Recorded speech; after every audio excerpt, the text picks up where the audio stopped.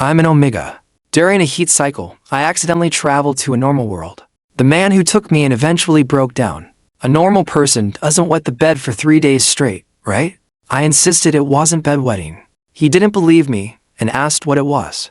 I had no face to explain, so I buried myself under the covers and secretly inhaled his scent. The man who took me in was a D-list celebrity, very poor. When he saw me appear in his house, he had the kind of calm madness one would expect.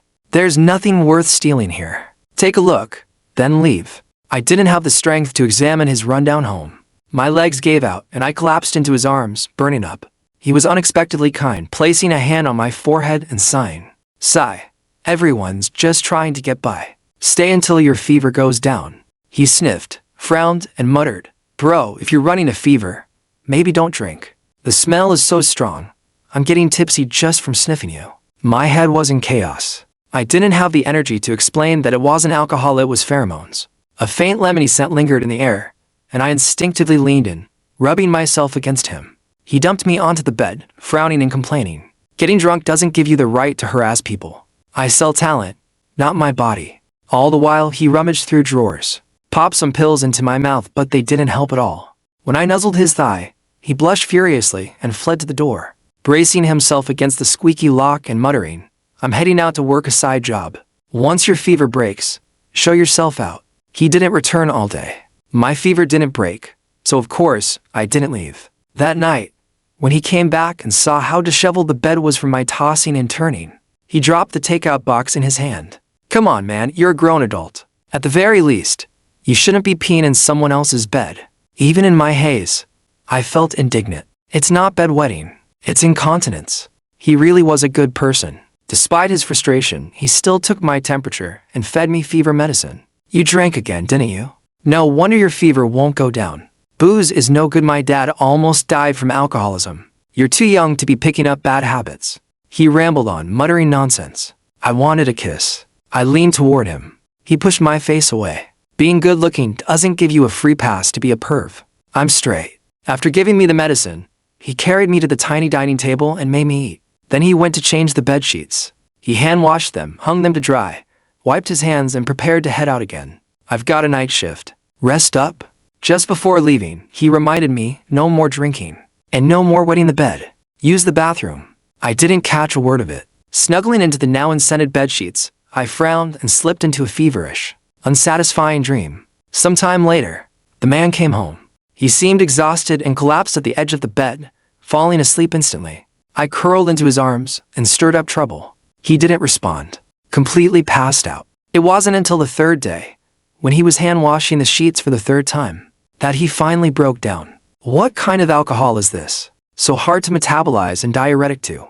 He grumbled while scrubbing. By then, my fever had already gone down. But his place was too small. The windows barely let in air, and the room was still thick with the scent of my wine-like pheromones. I sat up in bed and realized he had changed me into dry clothes. They were too big, the neckline hung open. I looked down and could see my chest, flushed and red from all the friction. The man saw my frown and quietly stepped out for 10 minutes. When he returned, he tossed me a blister pack of pills. You've got some kind of allergic reaction. You're all red and swollen. I bought Loratadine take 2. Judging by his expression, he had absolutely no idea I was an omega. Unbelievable. Even a beta should have some basic sense. I didn't take the pills. I asked, Where is this place? He paused, sighed, and said, Fake liquor's dangerous. Did you really get so drunk you wandered into someone else's house? This is no 18 Old Street. You've got tender skin and delicate looks, just go home already. Don't suffer here. He turned to leave, heading to another job. I followed him, walking through Old Street and into the bustle of New Street. As I breathed in the unusually crisp air, I finally accepted it. I had arrived in a completely unfamiliar world. No identity. No home. I looked up at the overworked, hapless man busily rushing around in the bar. He was tall, broad-shouldered, and held just the right amount of a smile for every customer he spoke to. His name tag read Daniel Price. I decided to cling to him. Daniel Price was a D-list actor, abandoned by his manager for refusing to sleep his way to fame. Without gigs, he auditioned everywhere. If he wasn't playing a stunt double getting beaten up, he was a corpse being stepped on. He'd earn a few hundred, then mooch some box lunch. When he couldn't even get extra roles, he juggled part-time jobs. Whatever money he made, he sent to the hospital. Every day was full, every day was exhausting. Yet even so, when he heard I had no home or memories of this world, he still took me in. He thought I had amnesia. He brought me to the police station, hoping to find my family, but it was doomed from the start. Getting an ID in this world was complicated. Daniel had no power, no connections. In the end, he brought me home with a bitter expression. Nathan, I really can't afford to take care of another person, but I had no intention of living off him. Daniel's mother died when he was little. After that, his father fell apart. One drunken fall down the stairs, and he never woke up. Daniel had worked himself to the bone ever since, hoping to save the only family he had left. He was good looking, but too inflexible and lacked resources. Even supporting himself was difficult, but I could help him. At the very least, I had a face and body rare even in this world. He treated me well, I should repay him. Daniel, I said, I can help you get everything you've ever wanted. He didn't believe me, smiling bitterly. Don't joke around. You don't even have legal status. You're worse off than I am. I just smiled and said nothing. Daniel had just turned 22.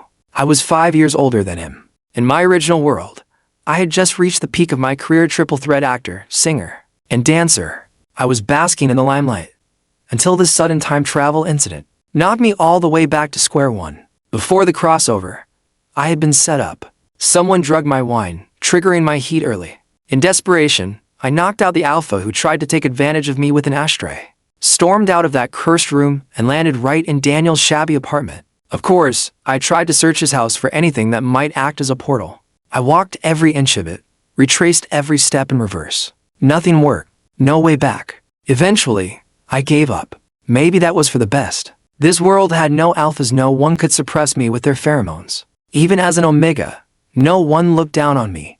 Most people here couldn't even smell my scent. To me, aside from the inconvenience of the monthly heat, this world was perfect. I asked Daniel to take me to his agency. He blinked and answered honestly, you'd make a great star, no doubt. But you don't even have legal status, you can't work. I didn't mind. In the face of profit, problems like that were minor. So I asked him, what do you want, more fame or money? Daniel scratched his head and answered candidly, money. I need money. I nodded, borrowed his phone, opened the browser, and searched for one name, Blue Sea Entertainment. It was the biggest entertainment company in City A, which meant it had no shortage of good-looking talents like Daniel, but it lacked someone like me. My appearance was subtly different from the people in this world, hard to describe, but unmistakably unique. There was no substitute, not unless another Omega crossed over. The moment we arrived outside the company building, people were already staring at us. Before we could even walk through the doors, someone came up to ask which manager we belonged to, said they'd never seen us before. I gently stopped Daniel from responding and offered a soft smile. We're new talents, here to sign. Turned out the man was a manager. His face lit up instantly, and he personally led us inside. A gold-level manager from Blue Sea. He asked if I'd be interested in signing under him, said I was perfect idol material. I replied, I need to meet the boss first. He paused mid-pitch, eyes narrowing slightly as he studied me with growing interest. But in the end, he took us to the 18th floor. Unlike the bustling lower levels, the 18th floor was silent. Even the floors exuded a quiet luxury. He stopped outside the CEO's office and knocked 3 times. A young voice called out, come in. The manager let us in, introduced us briefly, and the young man behind the desk turned his gaze to me. He scanned me from head to toe, then waved the manager off. Half an hour later, Daniel and I walked out of the company. He looked completely dazed and kept repeating all the way home, you're insane. But I had just proposed a wager to Jordan Wood, the CEO. The company would provide me with resources, and in 2 years, I'd earn them for 100 million. If I succeeded, we both won. If I failed, I'd work for free, for life at his disposal. I added one condition, Daniel would be my agent. Jordan probably had never seen anyone as crazy as me. He watched me with a half smile and without hesitation told his secretary to draft the agreement. Then he added his own condition.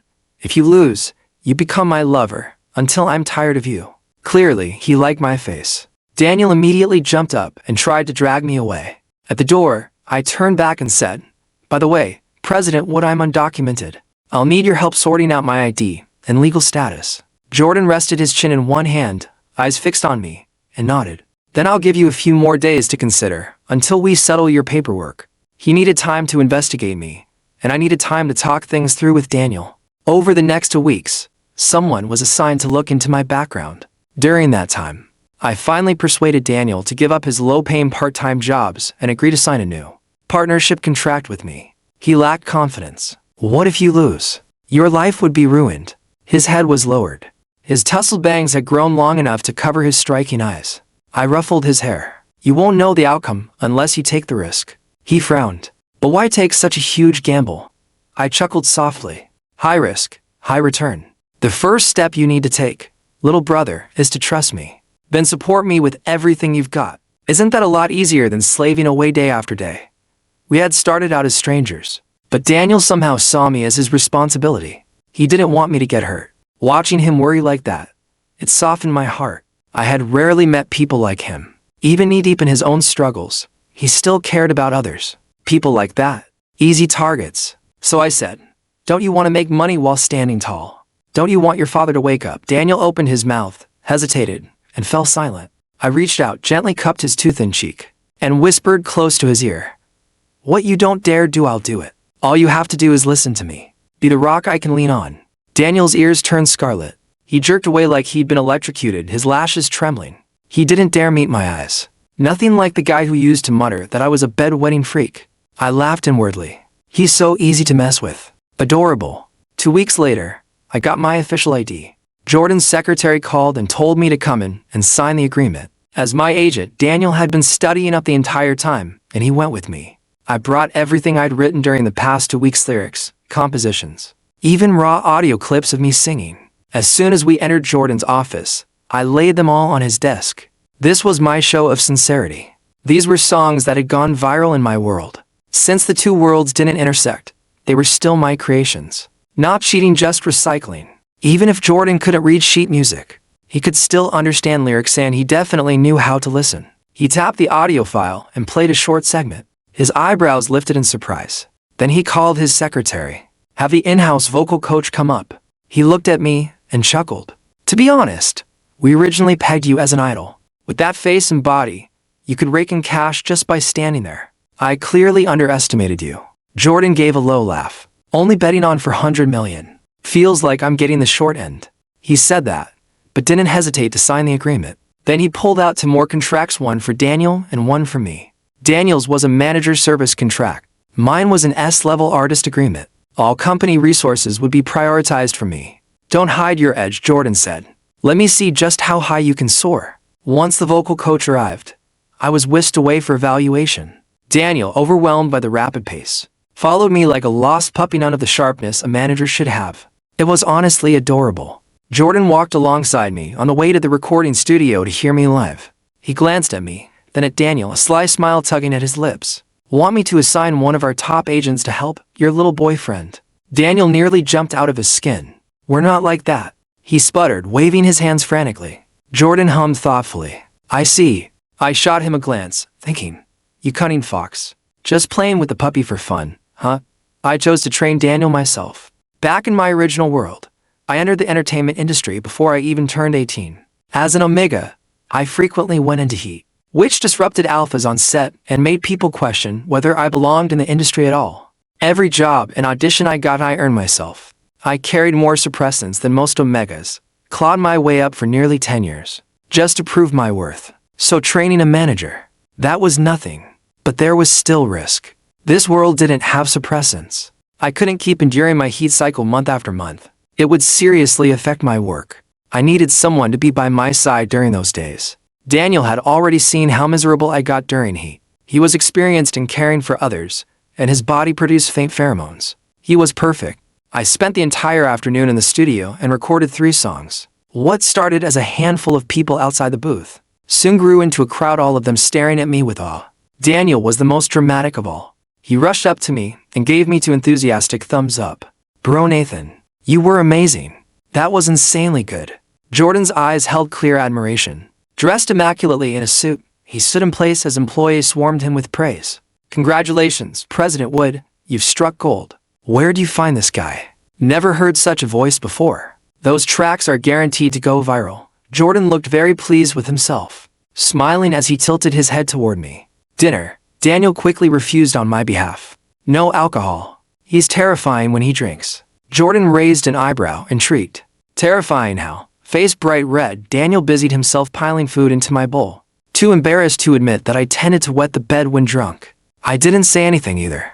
I just watched from the side, chin propped in my hand, amused as he misunderstood everything. It was far too entertaining. Jordan, of course, completely misread the situation. He became increasingly convinced that there was something indecent between Daniel and me. His gaze darkened, lips curling with mischief. Your manager's got no poker face. He'll need some training.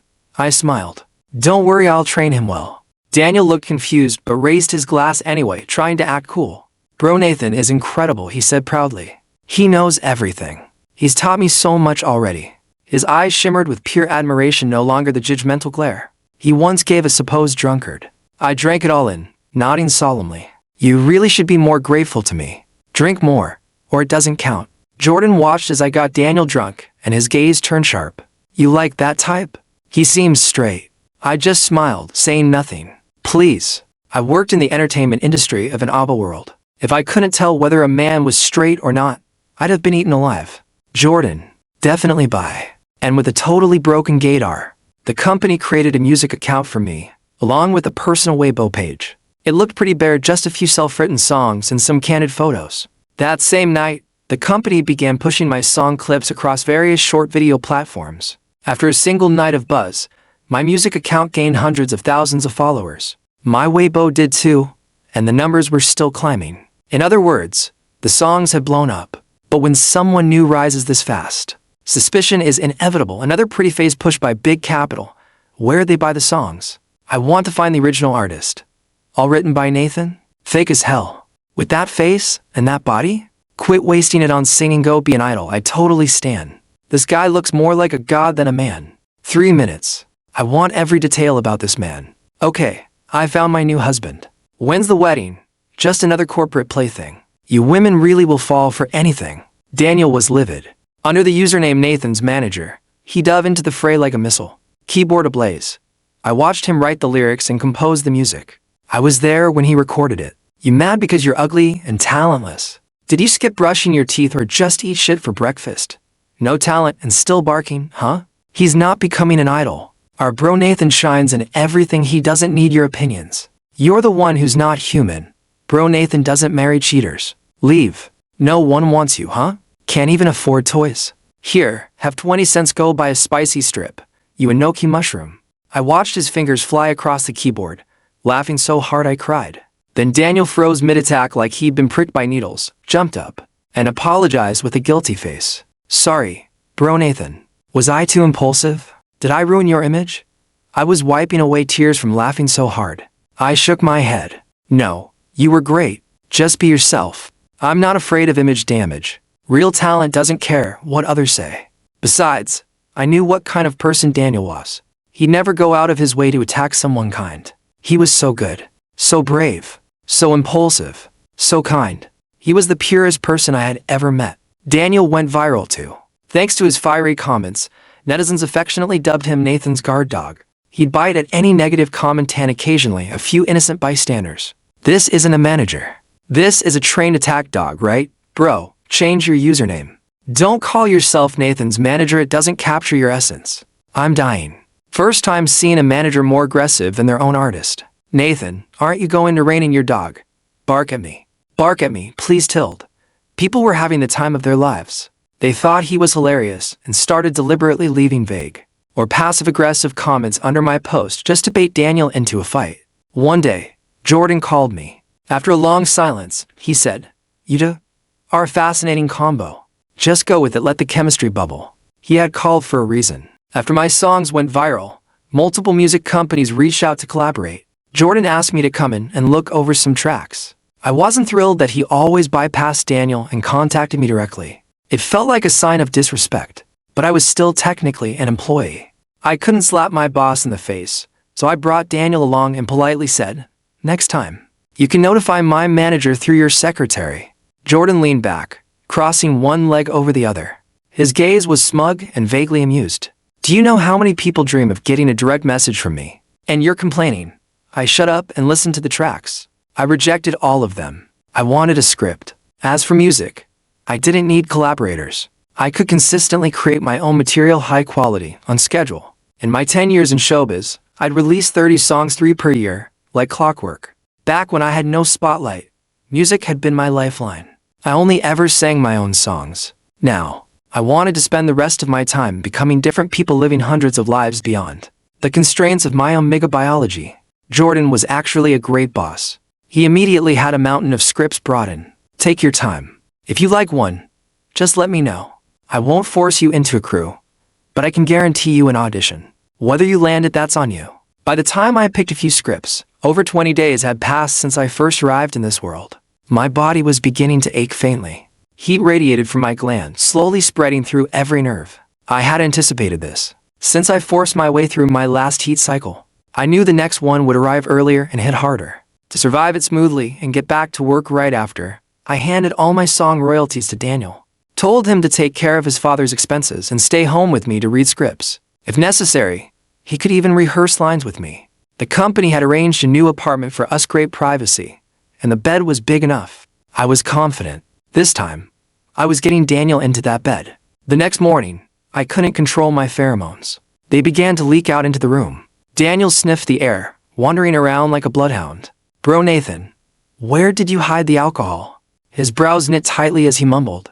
I told you not to drink anymore. If you grow a beer belly, no one's gonna call you husband.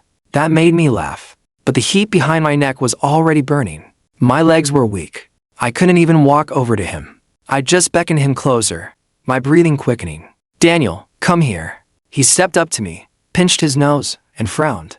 God, that alcohol stench is thick. How much did you drink? You're disgusting when you're drunk. That word disgusting really stung. I reached for his collar, pulled him close, and silenced his breathing with a kiss. Daniel froze. When he realized what was happening, he shoved me away and scrubbed at his mouth, his face flushed with anger. What the hell? Just because you're drunk doesn't mean you can assault people. No more alcohol in this house. I landed on the sofa, dazed. The heat in my body climbed up to my brain, scorching away what little rationality I had left. But I would never force someone to do something they didn't want. I asked Daniel one last time, can't you like me? Just a little, even if it's just. I lowered my head and revealed the swollen gland at the nape of my neck. Even if it's just a bite. Right here. Daniel didn't get it. He assumed I was still drunk. I'm a guy. How could I like another guy? And why bite your neck? What am I, a dog? He really was rejecting me. But this heat had come faster, stronger. My skin crawled like it was infested with ants. I felt like I was going to die from the need. I couldn't fight through it this time. I'm in heat, I told him. If we don't do it, I'll die. He pressed his hand to my forehead, panicked. You've got a fever again. What are you talking about? I'm taking you to the hospital. He reached behind me to lift me up, but the sofa cushion was already soaked. His face twisted in alarm. He turned red and managed to stammer out, You wet the bed again. I closed my eyes and pushed his arm away with a soft hand. If you're not going to help me, then stay out of it. Give me my phone, I'll find someone else. Daniel hesitated as he handed it over. Find someone, to do what? I laughed without humor. Cool me down. How? I was growing desperate. I snatched the phone and started dialing Jordan. None of your business. Daniel grabbed the phone out of my hand, furious now. I'm your manager. I can take you to the hospital, no need to call anyone else. I narrowed my eyes and looked him dead in the face. Then bite me. Daniel scowled, leaned down, and chomped hard on my hand. You damn drunk. So annoying I'll bite you to death. My entire body shuddered. I looked at the deep teeth marks on my hand, speechless. Bite my neck. Biting my hand is nothing. Daniel gritted his teeth, muttering to himself as if trying to rationalize the situation. Don't argue with drunks. Drunks don't have logic. Then, without warning, he leaned down and sank his teeth into the gland at the nape of my neck. It was a little rough. The intense stimulation surged from my overly sensitive gland, flooding my entire body. It carried an indescribable chill like ice lemon. A muffled moan slipped from my throat.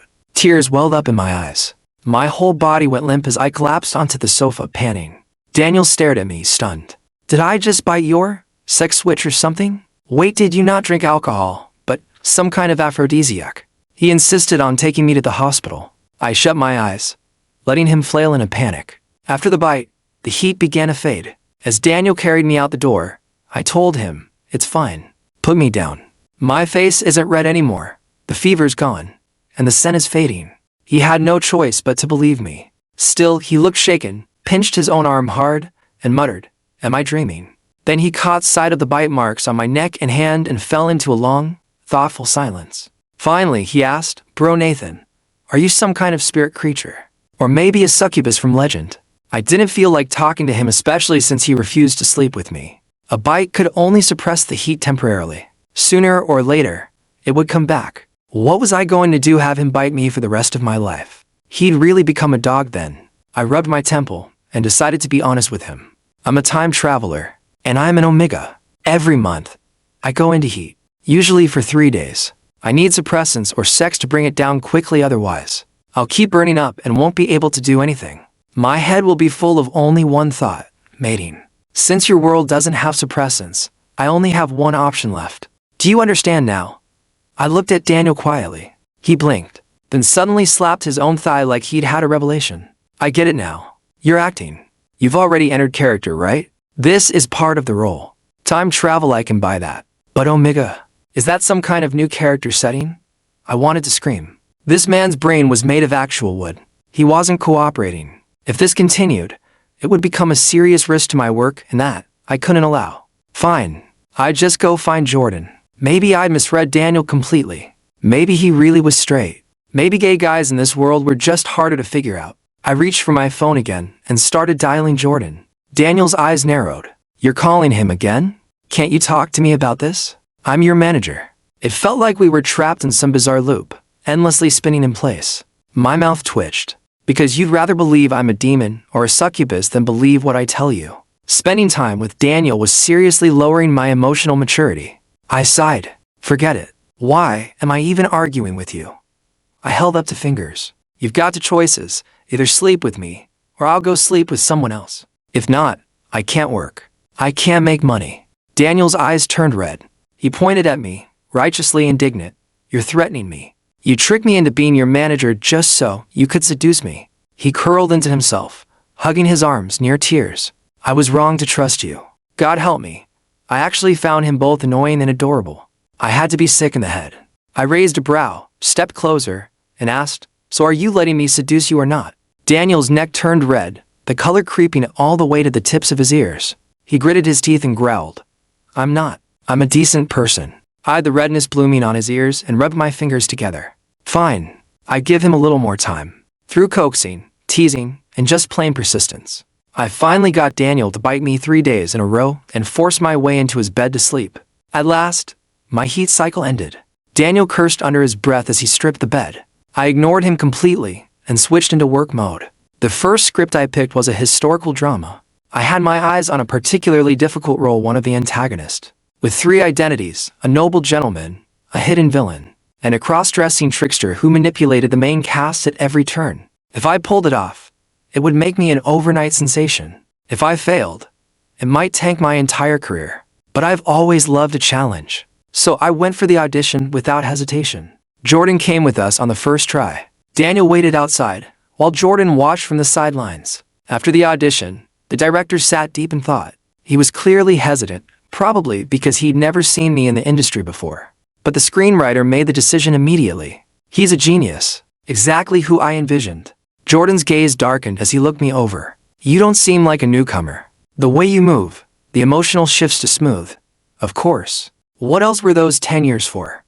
Back in my world, people only ever praised me for being hardworking. Here, they called me a genius. It was a different kind of satisfaction, one I got to savor in both worlds. I smiled. Thank you for the compliment. Meanwhile, Daniel was pacing outside, nervously chewing his nails. Once he found out everything had gone perfectly, he was so thrilled he posted fireworks on Weibo. People asked what was going on. He wouldn't say. Did the attack dog forget his meds? Is Nathan releasing a new song, Daniel? Not telling. Guess all you want. That only made things worse. The comment section exploded.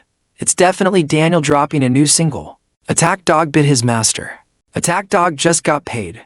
The jokes were endless. I accidentally liked the comment. Attack dog bit his master. And that set off a whole new round of chaos. Eventually, the cast was officially announced and filming dates confirmed. The production released the official styling photos.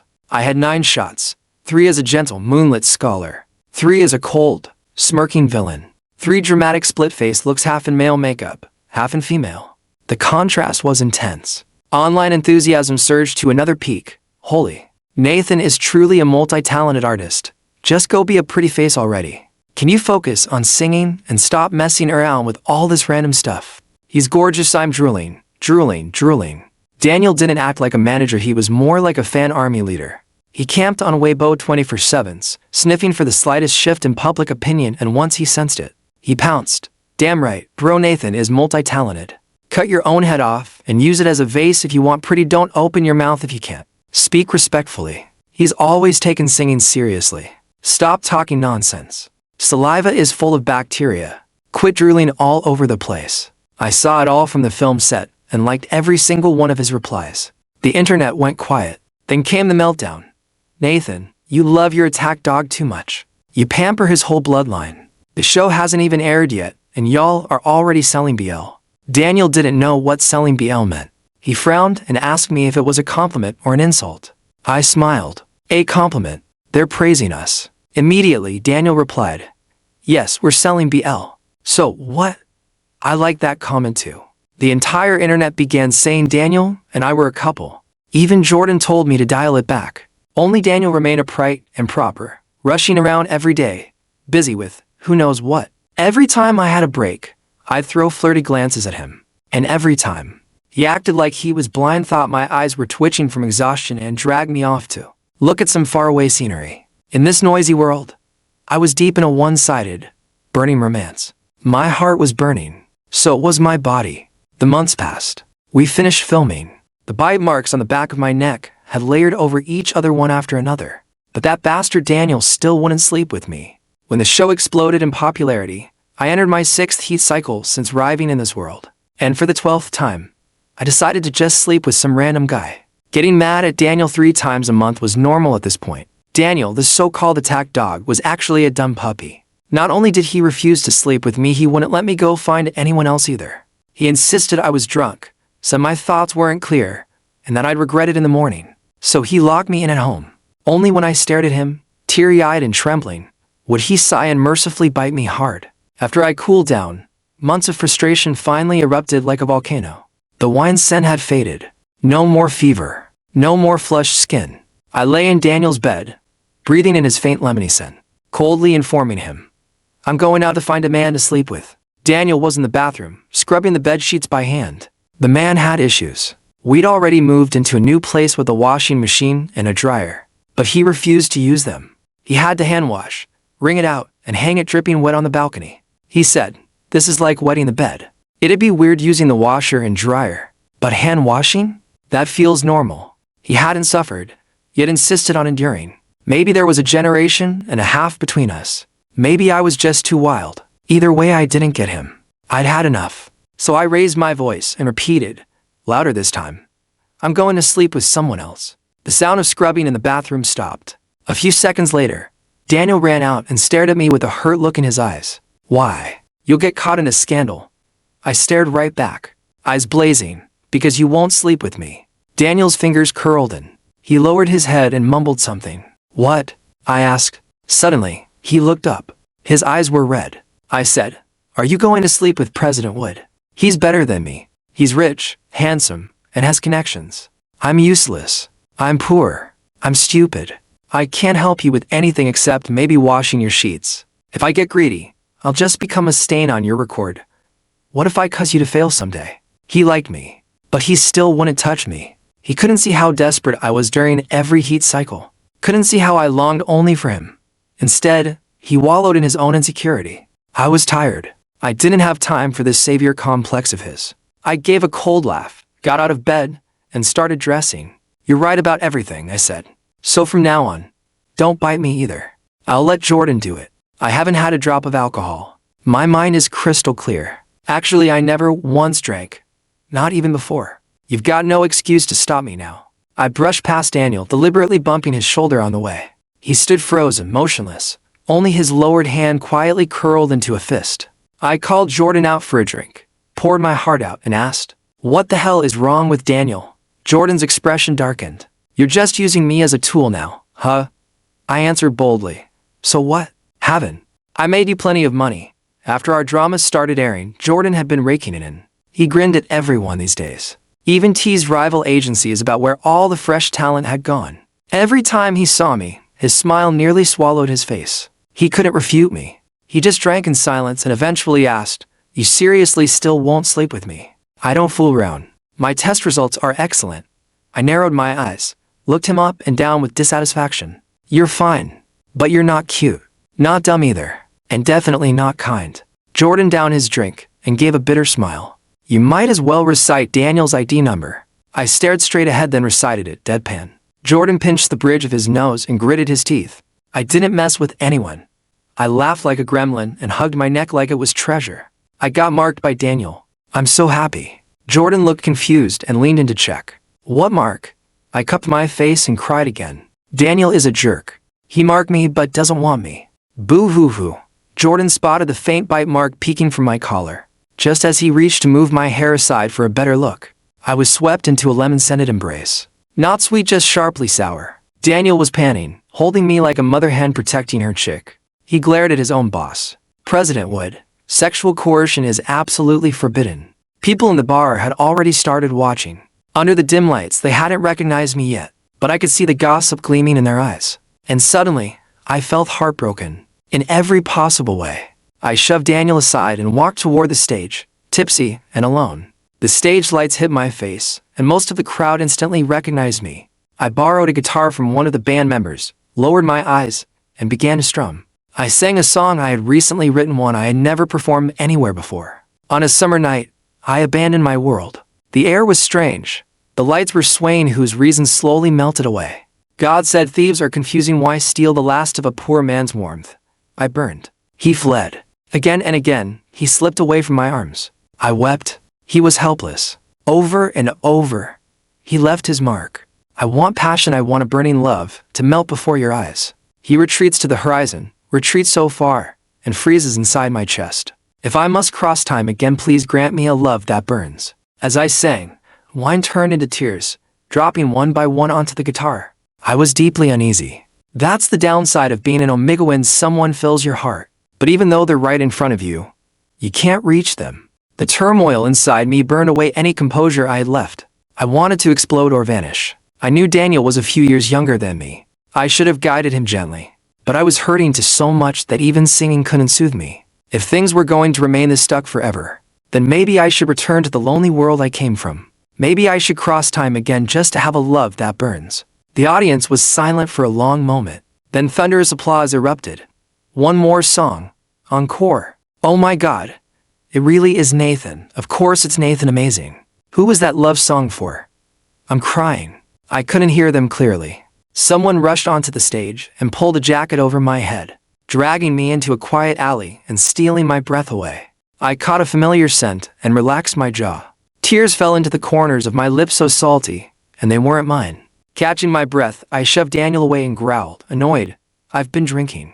My mind's not clear. Daniel held me tighter. His tall body bent down, forehead pressing into my neck, hot breath clinging to my skin. I felt like you didn't belong to this world anymore, he murmured. You were right in front of me. It's so far away, I snorted. I never did belong to this world. Daniel fell silent for a long time. It was as if he finally believed me. Then, will you leave me? Will you ever love me like that? I will. Then come with me. To where? Home. To fall in love. That night, Daniel checked over and over again, his expression shifting constantly until it settled into complete shock. So it really wasn't bedwetting? Bro Nathan, I never went to college, can you tell me? Is this even scientifically possible? I stomped on his face. I'm a time traveler. You want to talk science with me? I didn't go to college either. Nathan grabbed my ankle, gave it a lick, and his eyes glazed over. Bro Nathan, tone down your scent. I'm getting drunk. But I'm not even in heat. I haven't released any pheromones. So, why am I drunk? You're seasick with love. The next morning, bright and early, Jordan called me to the office for personal revenge. With heavy dark circles under his eyes, he shoved me into the recording booth. Sing that full song. You're releasing a new single. I told you to fall in love, not make out with a guy under 1,000 flashbulbs. Do you even know how many hours of PR I pulled last night? How many times the team cursed under their breath? I was feeling guilty. Yeah, last night, a lot of people chased after us. The camera flashes nearly blinded me. Did the fans blow up? Jordan massaged the bridge of his nose. They blew up? My heart sank. I pulled out my phone, ready to open Weibo, and saw a firework display of celebration. Jordan's lips twitched up. They're all posting fireworks now. They're saying the ship is real. Tons of them are begging for the full song, crying and screaming that they need to hear it. I pressed my lips together and gave Jordan a pitiful look. He was speechless. I scratched my head. Well, I kind of lost my voice. Jordan raised a foot, kicked the studio door, then pointed a trembling finger at me. But in the end, not knowing how to beat me without causing damage, he gave up and walked off in a huff. A week later, I released my new album, Through Time Into Love. It only had one song. Daniel made it his ringtone and alarm clock. He played it so much, I was sick of it. When I asked him to change it, he looked at me with red eyes and asked if I didn't love him anymore. Who in their right mind likes waking up to an alarm ringtone? In 2 years, I starred in 5 dramas for films and released 6 singles. 3 dramas exploded to films and all 6 singles hit the charts. By the end of the contract, I had earned $666 million. Even Jordan had to put on a professional smile when he saw me. When our contract ended, he asked what I planned to do next. I thought for a moment, then pulled Daniel to my side. Who was that shady agent who used to pimp you out? Daniel's eyes lit up. He immediately and accurately said the name. I tilted my chin toward Jordan. Fire that agent. Otherwise, you're just another pimp. I paused, smiled. From now on, we're rivals. I will report you. Jordan was used to me giving him headaches. He also knew I'd made up my mind. He extended a hand to shake. Let's work together more in the future. Daniel stepped in front of me and shook Jordan's hand first. Contact me for work from now on. I'm his agent. Jordan looked past Daniel's shoulder and stared straight at me. Nathan, leash your dog. I smiled politely. Daniel, bite him. Daniel pulled me away and muttered, I'm not a dog. I'm your agent. Then added, I sell my skills, not my body. I replied, who was it that once claimed to sell body, not skills? Hypocrite. Then he dragged me to the hospital to see his dad. He cried to him, saying I treated him like a dog, kept asking him to mark me, even made him bite people. After crying for the 800th time, Daniel's dad finally woke up furious. Looking at Daniel with shaking hands, he rasped, all you do is cry, cry, cry. You cried our whole family apart. Daniel froze, then realized what was happening and threw his arms around his dad, sobbing again. His dad cried too. The sun was shining bright. Outside the window, sunflowers bloomed in full, golden glory. I looked at the scene before me and thought, this world is wonderful. It sets my blood ablaze and brings tears to my eyes.